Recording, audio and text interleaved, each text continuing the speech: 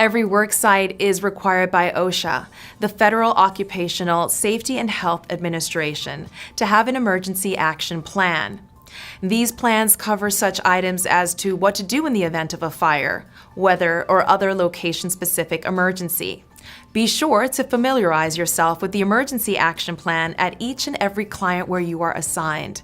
Fires, injuries, and other urgent situations can occur at any time, so it is essential that you know about the plan on your first day. Take time to review emergency exit maps and ask questions as to what your role is during an emergency situation. Unless trained to do otherwise by your site supervisor, the client will call 911 in the event of an emergency if necessary. If you hear a fire or other evacuation alarms, you have doubts about your safety, leave the building immediately and report to your assigned assembly area, which could be an interior safety room.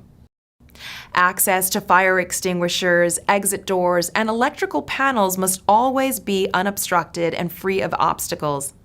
Never store anything within 36 inches in front of, to the sides of, or above any electrical panel or any other electrical equipment.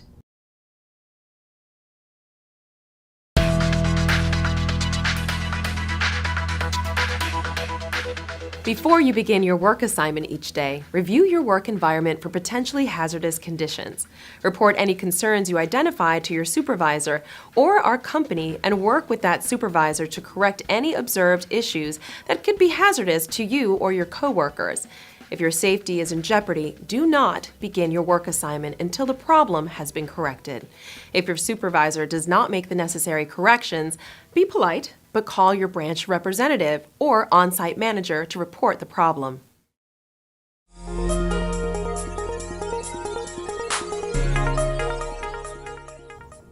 Most facilities have equipment with moving parts.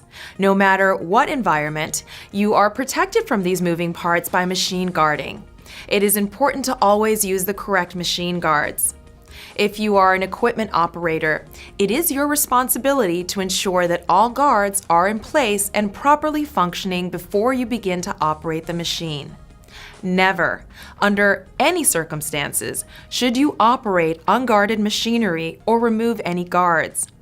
Finally, never leave any machine running while unattended, and be mindful not to place your hands or any other body part into operating equipment for any reason. If you are an equipment operator, be sure you know the location of all emergency stop buttons or emergency stop pull cords. If you are asked to work on equipment that is unguarded or otherwise unsafe, tell your supervisor and your branch representative or on-site manager. If you are an equipment operator, always remember to check the equipment as well as the surrounding area to make certain that it is clear and in good operating condition before you turn on the machine. When a machine is being serviced or repaired, it should be locked out and tagged. Never attempt to start a machine that has been locked out, and never remove someone else's lock or tag for any reason. Do not service, repair, or clean out a jammed machine if your hand or other body part could be exposed to running mechanical, electrical, or other hazards until the equipment is stopped, de-energized, all stored energy is released, and the lockout-tagout process has been completed.